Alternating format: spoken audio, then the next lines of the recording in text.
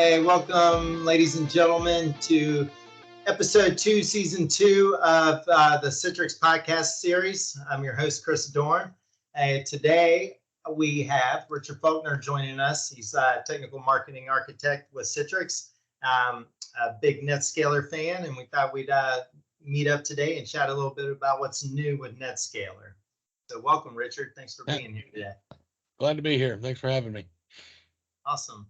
So we know as fans of NetScaler, we went through some name changes back and forth and finally settled down on what we all know and love, came back around to the NetScaler name. So pretty excited about that. A lot of my old swag items are relevant again. Yeah, I was really, I really enjoyed, I can tell you, I was involved in the internal meetings where they were tossing around whether or not they were going to do that name, bring that name back. And of course, the people who had to do all the work for lifting up, changing all the web pages and all the rest of that stuff, they were like, no. But those of us who were NetScaler fans was like, you gotta do it. I mean, it just makes sense. And I think the icing on the cake was somebody did a Google Analytics, and they compared the number of times that NetScaler was Googled compared to the number of times that Citrix ADC was Googled, and NetScaler was actually Googled 10 times more than Citrix ADC. I believe it. I haven't been able to get through a conversation or a meeting with customers without slipping up, so it never stuck with me. I guess you know what you know, and you can't teach some of these old dogs new tricks. So I think NetScaler Taylor was the biggest fan. He was afraid he was going to have to change his Twitter handle, but okay, yeah. So the decision was made when the Citrix was taken private, that they're going to actually work it similar to right now Google is parent company is Alphabet, right? So it's going to be business units that are going to be under a common name, which is the Cloud Software Group. And so they're coming back with, XenTegra's coming back with its own name, ShareFile's coming back with its old name, and NetScaler is also coming back. Those are all four of the business units, including Citrix, and then Tibco had their two that will be coming in there. So we'll have different business units. And the thing I like the most about it, I think, is, besides the brand recognition of NetScaler that was out there, everybody loved the name and everything. Is that it allows us to get into meetings where, a lot of times, if I was trying to talk to a security guy or I was trying to talk to a networking guy, I say Citrix, they think desktops, and they just, their eyes gloss over. I don't want to hear what you have to say. So I think it's going to allow us to get that recognition in with other people to talk about what a NetScaler can do, Yeah, that's important because there's a strong foundation there already, and a lot of folks are continuing to build off of that. And quite honestly, I'm starting to see some wins come back over the NetScaler side where they're getting off the competition's load balancers. So it really helps me in the back end with my day-to-day operations, having that separated a little bit. Yeah, I can imagine. Yeah, for sure. So with that, though, the name change was a big one that everybody caught wind of. But I thought we could chat a little bit about some of the newer features that are present now. Okay. Folks might have, they're coming back around, taking a look at NetScaler. With, there's still a bunch of conversations about folks migrating from their perpetual licenses to to like a full capacity kind of license.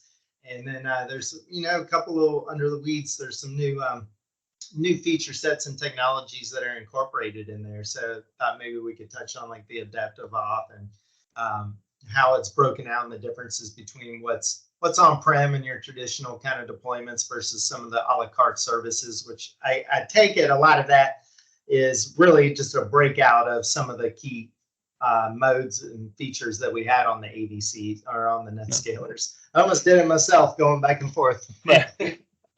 Yeah. So if you look at they've introduced the adaptive authentication, which we all popularly or fondly remember it as N-Factor, and it was a feature on the delivery, on the NetScaler itself, that you could go through and say, okay, depending on who you are, what you're coming from, then you're going to require 2-factor, 3-factor, certificate, whatever kind of stuff going in here.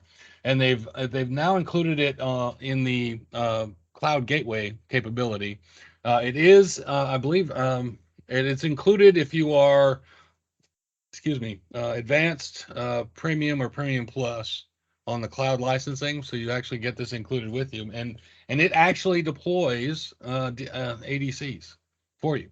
So you're still doing, it's the same N factor that you're used to and what you've done on your ADCs on premises, but they're going to be cloud-based ADCs, and so it's going to deploy those up. You'll have a remote way of getting into them, and you can set your adaptive authentication that way. So it was pretty interesting piece, them getting that added in there, and it allows them to do things like when if you're familiar on the VDI or DAS side of the house, when I would do like watermarking and screen control or keyboard logging, stuff like that, I couldn't really do that in the secure private access functionality, right? So if I needed to let somebody go into let's say like ServiceNow on through a web page, I could not watermark that if I let them go to the web without actually launching an application first. Well, now with the adaptive authentication capability in Workspace and the Workspace browser, we can now put in that same stuff. You can have the watermarking, you can have the screen protection and so forth on any application, anything that they run, whether it's a SaaS app or on-prem app or whichever. So plus it kind of adds, for those people who have gone and removed their virtual VPXs on-prem because they were coming through the gateway service, you may be looking at putting those back so that you can have a direct route to internal applications instead of having to go up through the cloud and back down again. So that adds that capability in there as well. Oh, nice. We hear a lot in conversations. It's like, we could get the second factor in MFA with the gateway service, but we don't want the internal users to have that. Mm-hmm. So, and as we kind of were getting comfortable and the gateway service was maturing, it was like, well, where's that piece still at? So we'd have to come back for the N factor on-prem, but now it's like they've extracted that AAA service and put that up in the cloud. And like you said, under the covers, they're deploying I take it a VPX for you when you subscribe to that. So that's pretty cool. Yeah, and it's an HA pair even, so they're at least kind enough there so that something happens to one of them, the other one will pick right up. So it works pretty good. Oh, neat. I figured it was that way, but I hadn't heard it in person. So thanks for confirming that. And then we were talking about, we had on a list of some things to chat about here, the application delivery and security service. Yeah. So if you remember a few years ago, they bought a company called Citrix, which had the intelligent traffic management capabilities. I kind of glossed over that when I heard about them buying it. Didn't make any sense to me what was the point and so on and so forth. But now that I've gotten a good look at it, it's really interesting in the way that it's kind of taking GSLB and putting it on steroids. Okay. And what it's doing is they have monitors that are monitoring over 1 billion connections, over 10 billion requests, and over 50,000 networks, so that they can actually tell you, respond to your user with a DNS address for the best choice for them to go to on a data center, because it is gathering metrics from everywhere, all over the place. And the if you go to the application delivery and security service, you can actually go in and say, all right, let's say I've got this in front of one of my applications right now, and I'm noticing that people from Australia are getting bad throughput, bad latency or something like this. It will actually show you, when you go to add another service, you can say recommendations, and when you click on those recommendations, it will actually tell you the best place to put a second data center would be here. The best place to put a third data center would be here, and it will actually show you what they estimate you would get in a reduction in latency on that as well by putting those data sets, because it can actually show you the top 6 locations that you have traffic coming from. If you don't know that information, you can guess and fill out your own information, and it will tell you the best data centers. And then once you get it going, you can just go and look, and it will tell you, oh, we actually think you should have one near in Mumbai and near, put another one in the UK, and it will tell you where to locate those. And then if you say, I want to create those services, it will actually help you deploy ADCs in the AWS locations. You'll still have to put your backend application in there, so that you've got the resources, but then it'll help you deploy the ADCs. It'll help you set all that up. It also works with multi-CDN networks like Cloudflare or those, to where it will actually be able to direct the traffic to the closest Cloudflare network and pull that in. And if you're familiar with the way that Cloudflare prices and so forth, they price on requests and traffic, right? So if I can front end it with the AD and S service, or they're calling it CADs. That's obviously going to change, but when the with the CAD service, if it's front end with the CAD service, I can actually reduce my Cloudflare expenditure, because if I'm near the first of all, the local AWS or whichever data center might be closer, and so it'll send me there instead of the Cloudflare. And secondly, it's reducing the number of requests I'm doing, because it's actually just sending me straight to the CDN. It's not letting the CDN do that communication and figure it out. So I can save some money there. I can save some money on where I'm setting up, and it's also watching the condition of the internet, so that, let's say that you have one of your sites is in Azure West, and Microsoft releases some new patch that they're forwarding out of Azure West, and all of a sudden Azure West just really gets slowed down. It will start rerouting your traffic automatically, because it detects, it's constantly watching the performance of all those networks. So I mean, it's really cool stuff. There's some good videos. I was telling you earlier, I did a video for the zenapblog.com. There's like a 7-minute video on there that shows how it goes through and figures all that stuff out. So it's pretty slick. Nice. That might be webinar worthy then, to check out some of those videos and chat about it. Yeah, I mean, that sounds like analytics on steroids, real time. Proactive. Well, and the nice thing is that it's auto corrective. It's auto. I mean, it does all. You can actually tell it when I get to a certain point, it will actually spin up more resources for you. So I mean, it can do a lot of adaptive capabilities to help make sure that, as we all know, the customer experience is tantamount, right? That's the important thing. If the customer's sitting there waiting for my website to come up for 20 seconds, 30 seconds, they're going to move on. They're going to go somewhere else. Oh, yeah. So I got to make sure that I'm always getting the best response for those guys. So, and like you stated, dynamic path creation on the fly. I mean, that's, I wish that my GPS did that with the roads. Get around some of the city traffic here. Wow, that's pretty cool. So I've not dug into that very deeply. So, but definitely a nice item that we're chatting about here. We can definitely coordinate on a webinar or something like that, to where we can show it off. And there's like I said, it was all from that Citrix purchase that they made a few years ago. That quite frankly, when I was working as a reseller, it didn't occur to me that it was going to help, but it's actually pretty slick. This sounds super slick, because again, at the end of the day, it's all about the user experience. And like you said, you're front end in a website or something, we don't have time to wait like that. That's business that you could lose. Yeah, the faster things are going, the less tolerance people have for slow. I mean, they drop out real quick, man. It's like, I can remember when my kids were little, I was like, you have absolutely no attention span. That's everybody, right? That's any web user. There's no attention span. I've already lost it, and I'm going to something else. Got to grab those eyeballs when you can get them. Yeah, no joke. And then so we'll dig in a little bit deeper about that. It sounds like that could almost take on its own podcast in itself. So yeah, definitely, that sounds like a pretty awesome topic to continue our investigation and education on here for the next couple of months at least. It's a nice new feature. So we're also looking at chatting about the web app and API service. So I'm semi-familiar with it. I don't have a lot of hands-on myself, but we've leveraged ADM on-prem and a couple different configurations with the ADCs on-prem to tackle that historically through the customers that XenTegra's worked with.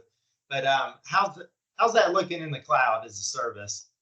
So the web app and API service, the nice thing about it is that you can actually, without having to deploy the ADCs and so forth you've already got an environment that's working, and you've got things that are set up the way you want to, but you want to start bringing in that web app firewall and bot protection and those kind of things. The web app and API service allows you to run your traffic through this service and still protect yourself from those attacks without having to go through and re-architect everything and put ADCs in place and so forth. And then I say, I don't know if you've looked, the last, Verizon does the data breach intelligence report. Have you seen those, Yes. right? So in 2021, the data breach intelligence report that they put out, they showed that better than 80% of the attacks were web app based APIs, right? So API based attacks. And most people, I don't know how you guys are, but most of my customers that even have the WAF capability on their NetScalers don't have it turned on. And it's like, this should be something basic. We should get this going as quickly as Oh, yeah. possible, because there are so many breaches that are coming in this way. Even if you just, I think the last estimate they showed was 40% of the traffic on the internet is bots that are going out. And it could be good bots. It could be Google trying to catalog your page, which you want to do, right? You want Bing and Google to know what's on your page, but then it could be other stuff, non-helpful bots, and you want to block those, because imagine you're paying for AWS resources or Azure resources for some bot to go and pull your stuff down, right? It's like, nah, I don't want to pay for that. Let me drop that traffic so I don't have to deal with it. So Sure. I can recall the first time we really got into it to stand up the bot mitigation. I think they within 24 hours we recorded about 200 bots that were sitting outside the gateway, just trying to slow everything down. And after we blacklisted some of those IP addresses, services really started picking up and became more acceptable to the users. But it was a customer facing website. So back to like our last conversation, they got 200 bots sitting outside trying to ping away at the gateway. And then everything's slow. Those customers, you don't have much time to show them what they came for. So yeah. And the other statistic that I learned, I think it was again from that data breach intelligence report, might have been a different one, but in 2016, bots actually exceeded human traffic on the internet. And then there was a massive drop down, because that's when you started seeing a lot of the bot management capabilities, like the web app firewalls and stuff like that, come out and started knocking those down. But it's on the rise again. So it dropped back down about 2019, 2020. It reached the valley, and now it's on its rise again. So it's back up to like 40% of the traffic is bots. So it's not just Twitter; it's the internet. Yeah, it's just not Twitter bots. And one of the cool, and you point that out too, it's like a lot of customers that have premium edition that are enabled for it, it's like they're not leveraging it. And then on the flip side, the folks that actually need it and are like having a conversation with us, so, they're at a standard edition or something like that. But then I'll bring up the fact that, and I've talked about this with a couple different customers, it's like with the cloud version of this, you guys, the ramp up time's a lot faster. Is that true? Yeah. So there's a lot of pretty much canned configuration, so we don't have to go through quite the learning process and the tweaking and everything, because you guys have, the applications, the guy across the street might have the same set of applications. It's pretty common what folks are using anymore for their day-to-day operations. So it seems like it's something worth investigating for sure. Yeah. And the good news on this is that even the web app and API service, as you pointed out, it is quickly to turn on. Bot management is very fast to turn on. IP reputation very fast to turn on. You can turn those on and start dropping traffic and everything pretty quickly. And even the web app firewall has blacklisted lists already built, so that you can feel fairly safe to turn those on without causing any issues to your currents. Now, if you wanted to refine that to where you come in and do the whitelisting, where you say, okay, this is the traffic that's permitted and nothing else, that takes a bit more effort. But even in the service, you can do that as well. You can still do the whitelisting if you want to, and yes, you would want to do a learning period and those kind of things like it was before. But it is very quick to spin it up on the web page. Get it on, put it in front of your stuff. You make your DNS changes so it goes there first, and away you go. And that's important because it's one of the SSE components there to like take that risk and move it off onto somebody else's network. So it's like, there's vulnerabilities and rogue users that are pinging away at you and stuff. They're not even coming to your physical firewalls, trying to get into your environment.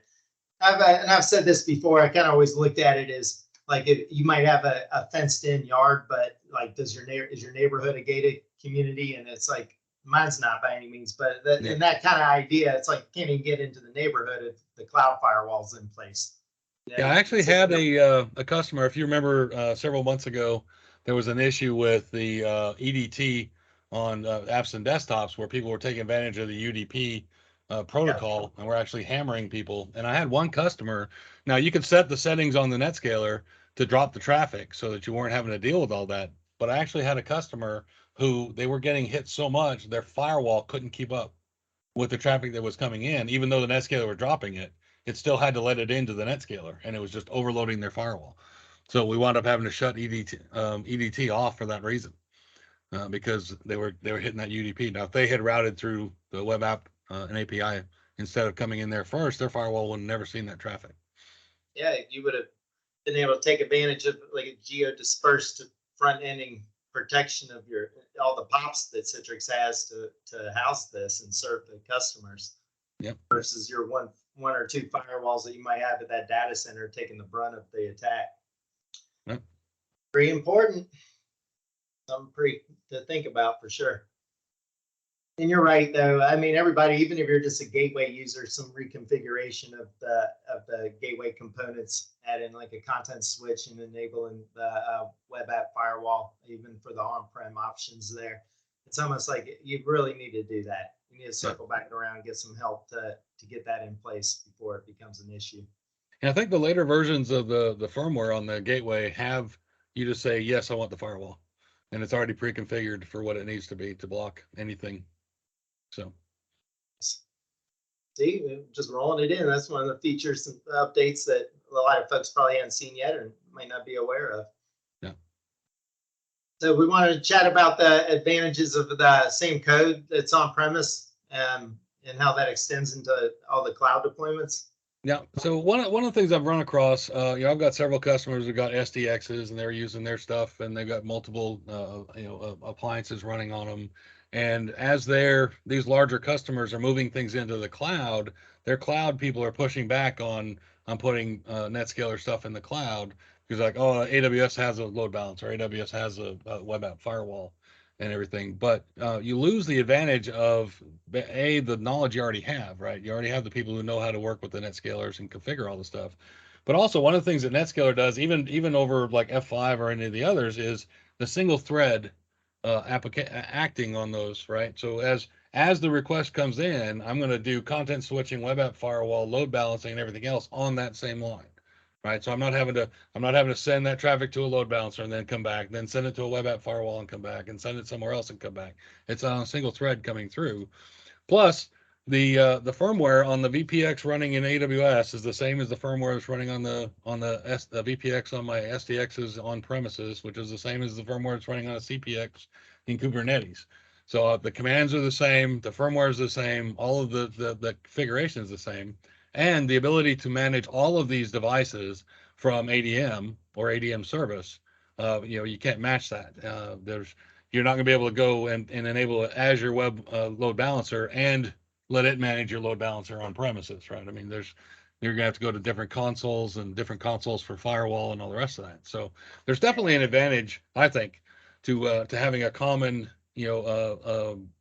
utility that you use in all those different places to cover those pieces. So that's so very true. I mean, I can't tell you the number of times where you look at the configuration, like we're taking this VPX on-prem, moving it up into AWS. And it's like, well, how long is it really going to take to get there? And it's like, well, it's pretty much 5 minutes after you deploy it. I'm just copying everything below the first 10 lines of the config file and just dropping it over. So your time to ramp up and recover from anything that might happen or new deployments, I mean, it's really shortened because of that common operating system across the board there. So very, very it's back there. And if your NetScaler guys are good with the ns.conf and CLI, you won't have any issues. I remember I actually last year about this time they did the Converge. Citrix had the Converge conference, virtual conference online, and I did 2 sessions for them. One was on NetScaler, and it was the NetScaler CLI, how I learned to love it, and you can too. Oh yeah. So, yeah. Oh yeah, I love it. It's been really good to me over the years for sure, and a lot of the folks that work with us. So based on that, has there been any discussion about like the 14 series code coming down the pipeline anytime soon, or like a 13.2? Anything I like think that on the roadmap that you've even heard of, maybe even rumors about? no, they're I mean 13.1 is pretty new, and we're one of the things that the Citrix is kind of focusing on is making sure that I know there have been problems with firmware updates in the past, right? And in fact, there were a lot of customers who are like one code back, because they didn't want to trust the new stuff because changes made and all of a sudden everything started breaking. And so Citrix is, our product team is taking an effort on that to make sure that when the firmwares are coming out, they're going to be, quality and so forth. So we're trying to get those kind of capabilities in there to make sure that the firmware is good, and also to make sure that we're meeting the new requirements. And I think the new business unit capabilities and the new business unit focus that they've switched over will allow us to do that, because we kind of had Big Brother Citrix sitting on our shoulder, and we had to, oh no, the firmware for Gateway's got to come out first. You got to fix it, do this with Gateway, got to do that with Gateway, and you kind of pulled resources from other areas that were good for NetScaler to do, because we had to support Citrix, we had to support DAS and DDI. So I think one of the advantages of getting over to our own business unit is going to be that we can then focus on more things. And I'm encouraged by some of the things I've heard from the CEO about what they're going to do for the engineering teams, and so I think we've got a bright future coming up on those. Nice. Well, that's good to hear. Give us a lot of options, a lot of flexibility. Let you guys spread your wings a little bit. Maybe we can get and like I'm talking about the newer versions of firmware, you see like it kind of plays into what you were just saying. There's like a ton of feature releases on the 13.1 series, not really so much the maintenance releases, which if folks are moving from 12.1 to 13.1, they like to see that maintenance release, gives them the more fuzzies. So that'll be cool to see how this kind of all plays out here in the near future. I'm kind of glad that people are starting to move off of 12.1, because they were very stuck on 12.1, and there were some neat features in 12 or 13.0 that really didn't get taken advantage of because everybody was in 12.1, right?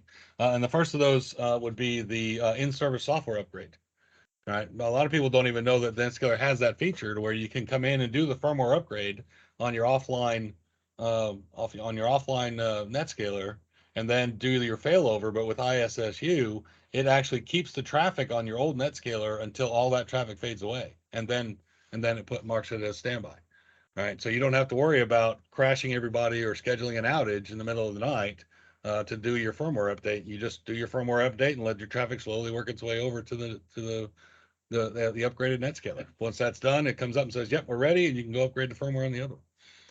There you go. And that's one of the key features and like perks of having an HA pair anyway. Mm-hmm. You should be able to tackle some of those things you used to have to wake up in the middle of the night to do. It's like, you can do it during the day. If everything's running like it should be, you should be able to tackle that during the day. Yeah, that's the final feature you're waiting for, because before, when you would do that GARP, any open connections obviously had to get reset. So I mean, everybody was still there, the connection was still good, but if you were like in a virtual desktop, you'd have to reconnect, right? And nobody wanted to just bump anybody during the day.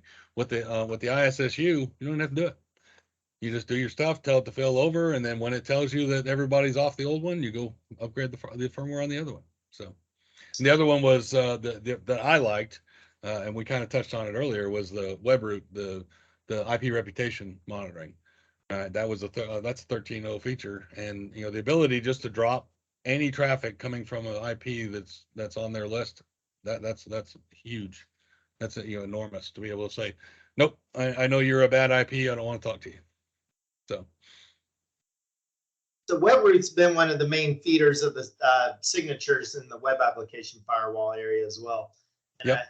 I understand there's a couple other ones. Are you familiar with them? Yeah, like the OWASP, OWASP list, the top 10 that they have are feeders into there. And I can't remember where they get the other bots from or signatures from and stuff. But yeah, I think it's webroot and OWASP are the two big ones that they'll pull in.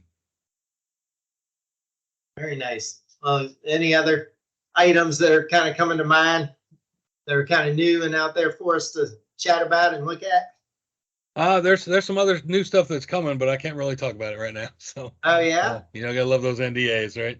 So, yeah, we do. So yeah, yeah, that's exciting. That gives us something to look forward to, keeping yeah, us in a little bit of suspense there. So we yeah. can circle back around here in the near future and chat about them after they're GA. Yeah, we are a little busy trying to figure out how we're going to spin up netscaler.com and get that stuff going. I do want to point out, if in case people, if you are fond of NetScalers, you've done a lot of work with NetScalers, we have a community site now, right? The NetScaler community site where you can go and talk, and it's for developers and for other people that need to see stuff. But there's a lot of documentation on there. They've got links to a lot of different automation scripts and so forth. So if you want to, if you're going to be pushing stuff up to like Terraform and Ansible and stuff like that, there are Ansible scripts standing by. They're waiting there. I was messing around with them yesterday. I grabbed the script for Azure, deploying 2 ADCs in a load balance, pair in Azure.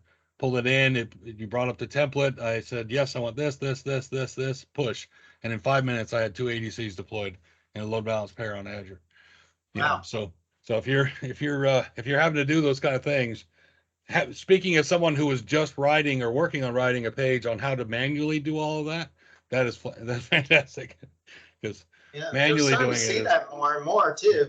The customer I chatted with this morning for about an hour and a half, they're going to deploy a decent amount of VPX instances in quite a few public clouds, and they were big Ansible shop. So that kind of software defined operations is it's picking up. If you're not familiar with it, I mean, there'll be a topic we could cover all in itself. yeah, they've got scripts that they got for Go language, Python, you name it. They've got scripts for how to. I mean, they've got. I saw an Ansible script for creating and deleting a load balance VIP. So you can actually push. Once you created your web app, you can create a VIP to go with it and just add it right in. A couple lines of code in your script, and it pushes that VIP out to the ADCs to front end it. Now, I haven't set that up from an infrastructure piece, but does that proxy or play into like have an application delivery manager or part of your environment? Well, Ansible and Terraform are actually going to use your REST APIs. Okay. Right. So they're going to connect directly to the server or to the NetScalers and make the changes. Yeah. Very good. Well, now you can still use style books, and of course the ADM is still going to back it up for you. So you got a copy if you need to roll it back. And there are some templates for ADM as well. So if you need to push ADM out to your to Azure or AWS, you can do that. You can set your systems up with it in there as well. And I don't know if you've seen the new on the ADM the security section where it'll check and make sure that you're ready for meeting an A+ with SSL Labs. There's actually a template now in ADM to do. Oh, is there? Okay. Yeah. So you can actually say, I want this website to be set that up, and it will actually go out and push a template and make sure that VIP meets SSL Labs. SSL profile, right? Ciphers, if you own keys in place, all the good stuff. And we know that never changes. If you have it, it might, and even if you deployed it today and got that A+ rating, you need to come back around, in 2 to 3 quarters from now to check it out again, because it's always a moving target. And the nice thing is it'll tell you when it's updated and there's a new change. It will actually let you know, okay, you wanted these to be kept here. We need to push a new update, and it'll actually let you know that you're not going to meet. You need to push a new update to your VIP to make that work. So. Wow.